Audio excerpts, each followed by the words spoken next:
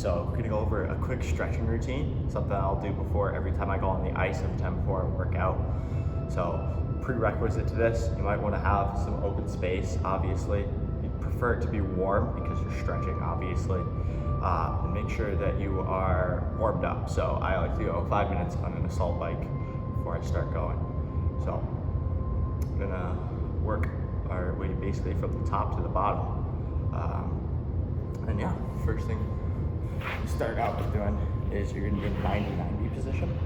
So you're gonna have one leg straight, 90 degrees, the other leg parallel to your front calf, 90 degrees. You're just gonna go rotations, left to right. You're gonna do this about 10 times in total, just to get your hips warmed up. I play goalie in hockey, so your hips are a pretty important part of it. If you're not able to hold your hands up in front, you can hold them behind you. Just in any way that you're really opening up that mobility for your hips, because that's what's going to prevent them from being injured. Just a couple more, just 2 more. You should feel a little bit, you should feel some activation there. So the next thing we're going to do is pretty much stretch that. So you want to face over front leg. You want to keep a straight back. That's a very important part. You want to lean forward as far as you can. Come forward without letting your back round. If you're like this over it, you're not really getting as much of a in-depth stretch as you would if you kept your back straight and just leaned over. So you're gonna lean over. You should feel it right in your glute muscle and your hip. We're gonna hold this for as long as you feel necessary. This is a stretch that can go for much longer periods of time or shorter ones. But just hold it for about a minimum of 30 seconds would be good. So hold it for a couple more here. 5, 4, 3, 2. Go up. Just get a little bit of rotation. I like to do one back each way. Come around to the other side, it's the same thing. So chest over, back straight, lean forward. You're gonna feel it right in your butt muscle, basically. Another important aspect of this one is breathing. Breathe in, breathe out, get a little bit deeper in the stretch. Breathe in, breathe out, closer to the stretch. You can do this as a unit of measurement as well. Just do 10 breaths into one stretch. You'll be far enough in that you're really feeling something. It's good. All right. So now that we've done the rotation this way, we're going to be basically counteracting that. So this next one, you can put your hands behind you, most likely. And then what you're going to do is you're going to try to bring this leg up and open it while still maintaining contact on the ground with this knee.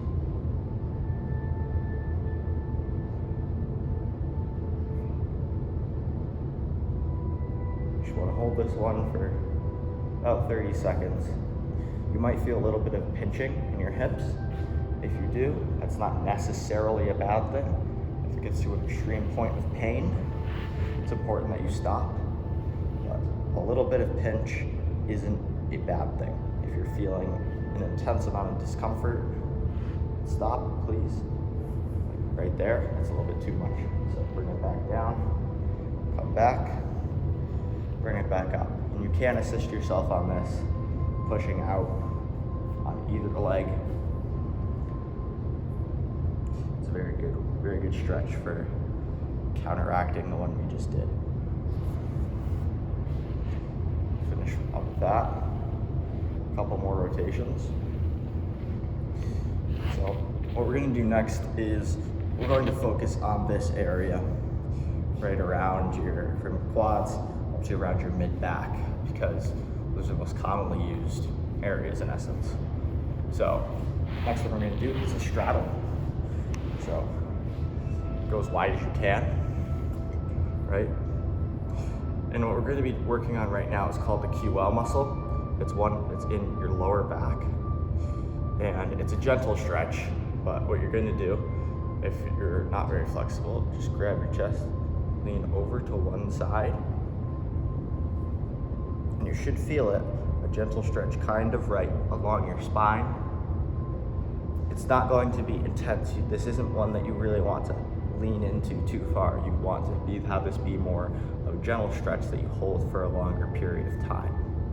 If you are feeling more flexible, you can grab over, grab your arm, grab your foot. But like I said, if that is a more intense feeling, you don't want to do that. This is something that you feel a little bit of pull in, but then you hold it for a longer time. So this one I would recommend holding for at least a minute, because that's how you're really going to see effects. Anything less than that, you're not really effectively stretching it.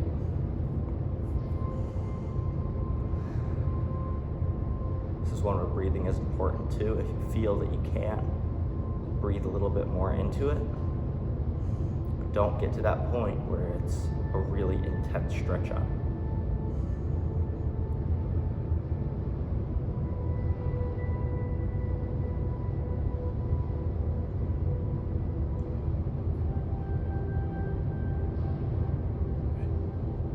Head over to the other side. It's important on this that you're not rounding forward and trying to feel it. You want to be straight up and down in essence.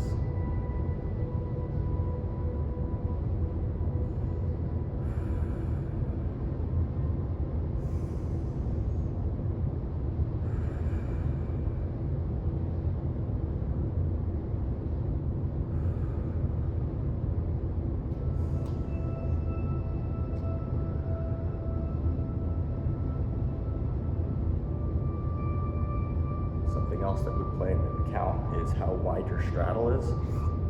If you're going into basically a split motion, then you're going to feel it much more intensely than if you are having your legs nearly together, or at say a 90-degree angle. So the wider you are, the more intense the stretch is going to be. Not necessarily always a good thing because of the nature of the stretch, but it's something to can take into account if you are really feeling like you're getting over to it too far.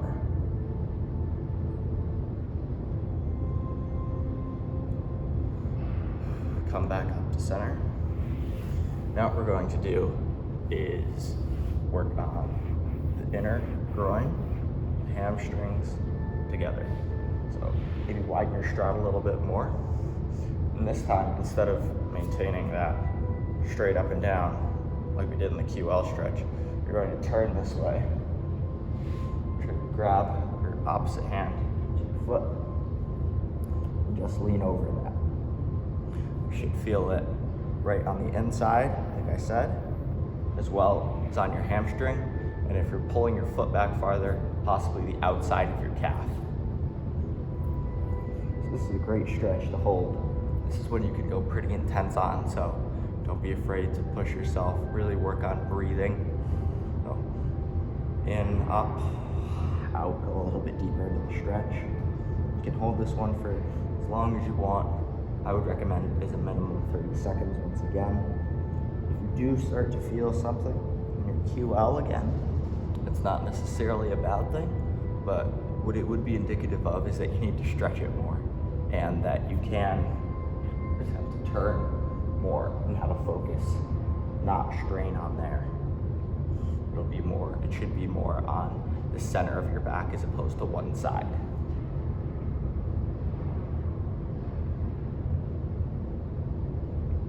If you really want, flexible and go over, and you should feel it on the outside of you, not in between in the QL and not at the spine, but on the outside. So pretty much your lat almost. Okay. Come out of that one. Fix your straddle a little bit if you need. Twist. Opposite hand, opposite foot. Reach over. Feel the same stretch, other side. feel, you can open up fully. Try to get that far hand over. Make sure that you're not feeling it in the QL, that you're feeling it on your side in your lat, or you're fully over it and you feel it in the center of your back. But you don't want to be in between it all.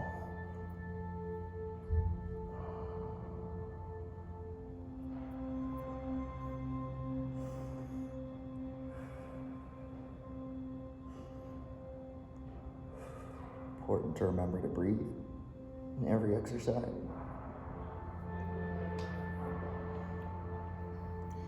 There we go. I kind of work the lower and center of the legs. So what we're going to do now is I'm going to work on the top and the mid portion. The first one we're going to do is find a wall, preferably a solid wall. Go up to it, put your knee and your toe against it, slide down, put your right foot, or whichever foot in front of you, and push back with this leg to get your butt to touch your heel. You can do, if this isn't enough for you, or it's too much for you, you can lean forward, but it's important that your heel is always touching your butt because that's going to get a full quadricep stretch as opposed to leaning away from the wall and being straight up. So it's important that you get all the way back. If this isn't enough for you, what you can do is you can tense your glute muscle. Just feel the pull in that, tighten that up. You should feel a greater stretch in your hand, in your quad. Keep your chest up if you can. This is a pretty intense stretch, so you should feel it pretty strong. Very important to breathe, of course. You want to hold this one for about a minimum of 30 seconds. I wouldn't go longer than 2 minutes on this, especially if you're not warm. If you haven't really done a proper warm-up or haven't really worked out, it's essential that you don't do this for too long.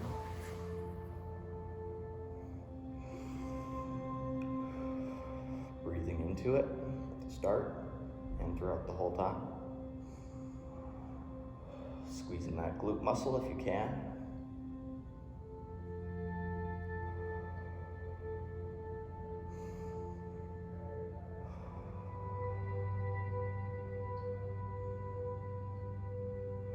If you feel a little bit of burn in the front quad, that's not necessarily a bad thing. It means that you've been working it, it means that you're stretching it. And then when you go back, it's a good thing.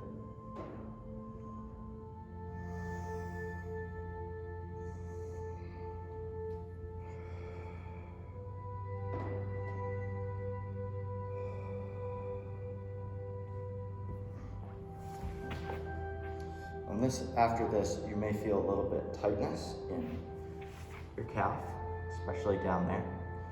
You can counteract that by doing a downward dog or just stepping on a stair, a light calf stretch. We will be doing something reminiscent of that later, but if you're feeling especially tight, don't hesitate to stop in between and go find something else to counteract that. So the next stretch we're going to do is going to be a combination. It's actually a yoga pose, lizard. What you're going to do is find a deep hip flexor stretch. So a deep lunge. You want to feel it, obviously, on your hip flexor. You want to try to get your knee right about equal to your toes. That's about a good. And at this point, a lot of people tend to round down over it. This defeats the purpose of the stretch. It's imperative that you keep your body upright so you're really getting a feeling out of the stretch. If you need something deeper, you can elevate this foot and then go into it. That's something I personally like to do. It helps the stretch without being as intense sometimes, so it's a viable option for for many people. Anyway, I'm gonna hold this one as long as you want. You can be here for 10 minutes if you really desire, but it's important to keep breathing. If you go deeper in, don't round over. Maintain that straight back.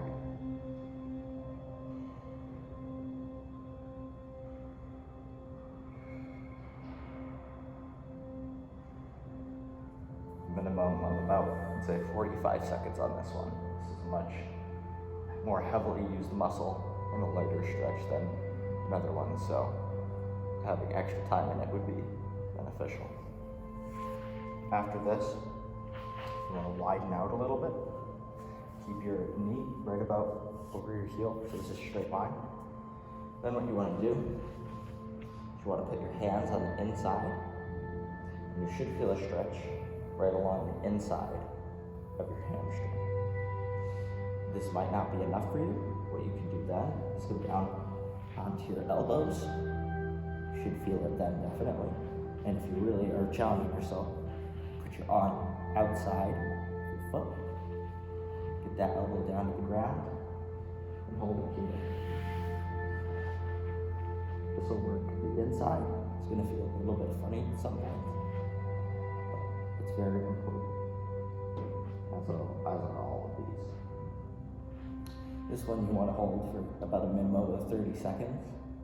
It's not as strong of a muscle as the main ones, such as the hamstring, center, or the quad, but it's still very important, and if you neglect it, it's going to end up being an issue.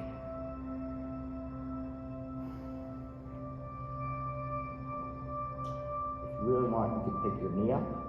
I prefer not to, as that puts unnecessary strain on the hip flexor here. But if you want to, you can to strengthen the stretch. So at this point, I'm going to come back out. For any people interested in the yoga terminology, that is lizard pose. And do the same thing, other side, obviously. Knee forward. Chest up, chest back. Knee forward, breathing.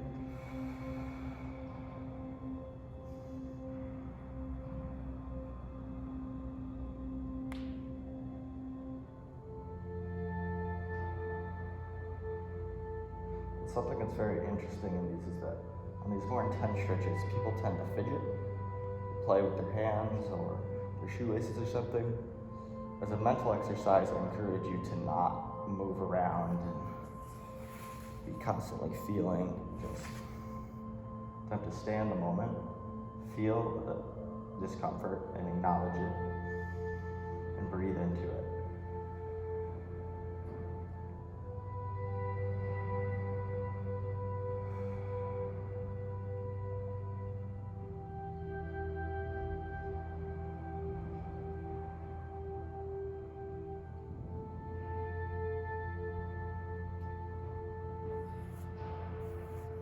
Again, this is a stretch you can do for as long or as little as you want. I'd recommend 45 seconds though. Now, on the lizard variation, feeling it on the inside. Bring that leg out a little. Hands up here, here. Hand around the foot, whatever you desire. Breathe into it.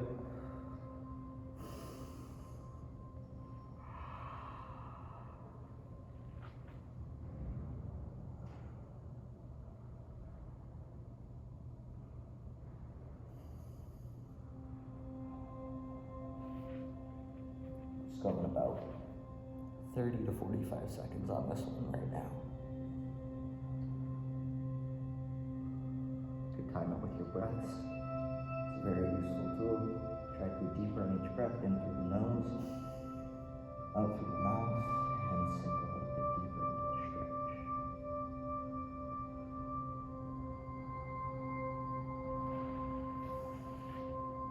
All right. So right now, we've worked on the hamstring, the quad, the inner. Now we're going to work on the outer hamstring. This is not a basic stretch, but it's still very, very powerful. So what you're going to do As you're gonna keep one leg straight. Doesn't really matter which one you start with. You're gonna bend the other one slightly. Interlock your arms.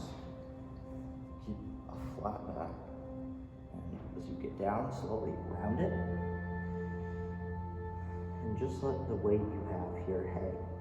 You should feel it on the outside of the straight leg coming down into the knee. It's a pretty unnatural feeling, so don't feel like you shouldn't be pushing it. Obviously, if you feel pain, stop. But you can push this one pretty far. It's gonna feel kind of fun. This one you don't really need to push any farther because your body is doing all the work. You're just maintaining it.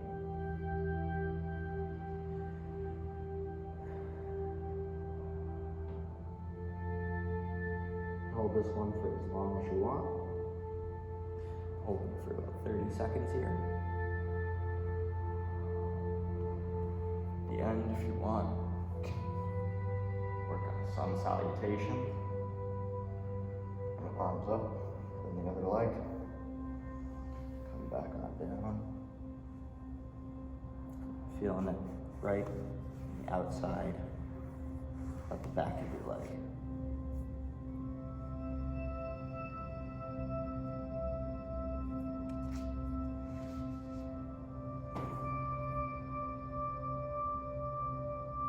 Letting your weight hold you.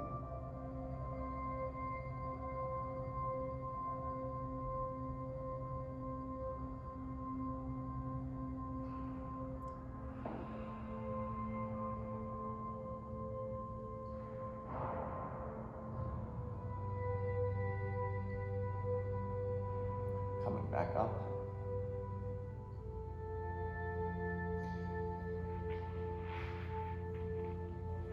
Now, we've worked pretty much the entire legs, worked up into the midsection. So, what really you should do now is assess where you are feeling tight, if there's anything that you feel that you need to work on. So, for me personally, my calves are still feeling, especially my ankle, is feeling pretty tight from that initial quadricep stretch. Perhaps your upper body's feeling tighter, so we're just gonna give you a few stretches that don't necessarily need to be included every time, but still can be very beneficial. The first one, be against the wall, modified downward dog. You wanna have front leg just about over your heel, the back one as far back as you can go, while still maintaining your heel, maintaining contact with the ground. And you want to feel the stretch right up into your calf. It's a pretty good one, especially for ankle mobility. Hold this one for as long as you want. I prefer to pedal my feet rather rapidly, holding about 10 seconds each time.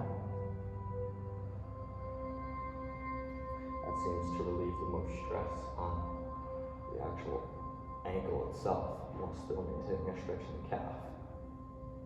In this one, you want to maintain pretty much a straight line between your ankle up to your head. That's something to try to keep in mind, because if you're bending over, you're not going to be getting as effective as the stretch. Something else you can do if you're really feeling it in the ankle more so than the calf is you can just lean down,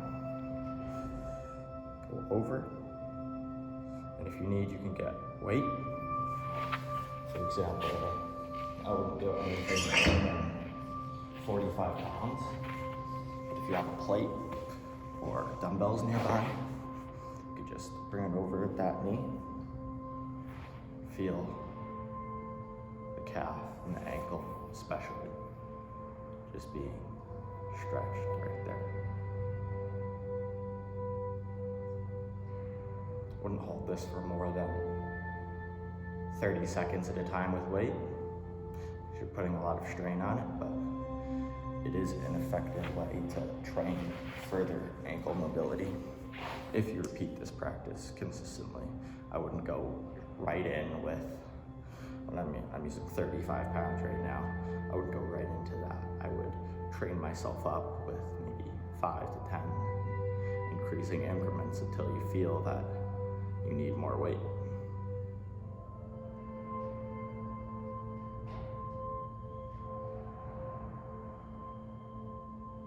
Holding this one for a little bit longer. You could repeat this process probably a good 3 to 5 times.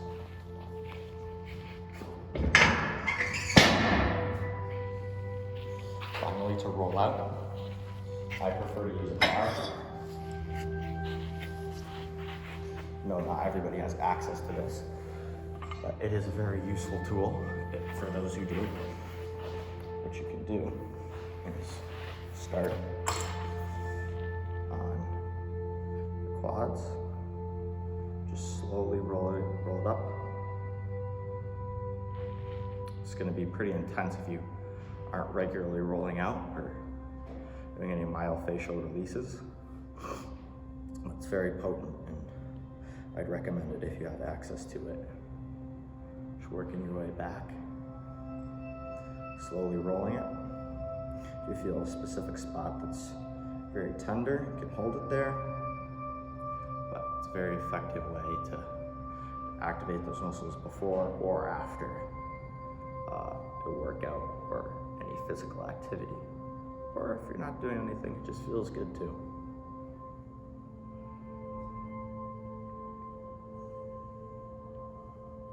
Go up there, you can roll out for as long as you want. There's absolutely no limit on this one.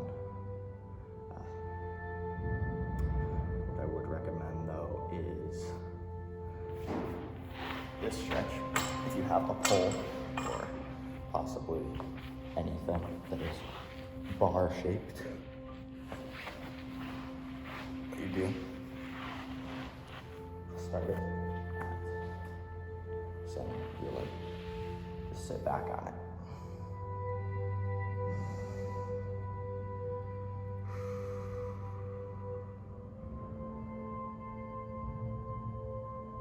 This one is very uncomfortable, but it's very good.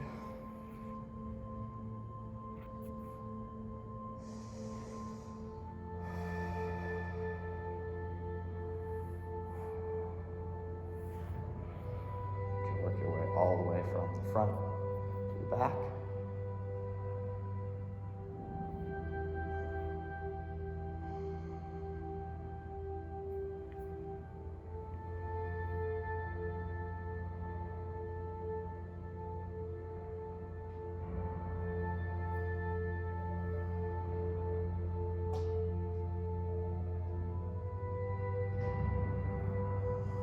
Taking it one step at a time.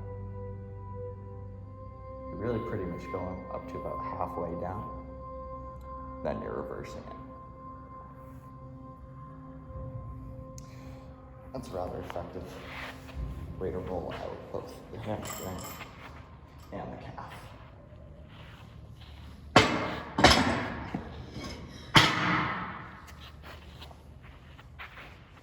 And that's in essence what a basic warm-up is. Something that I do before every time I get on the ice, before I go work out. After I work out, I like to include it at least twice a day. It's a way to generally improve flexibility.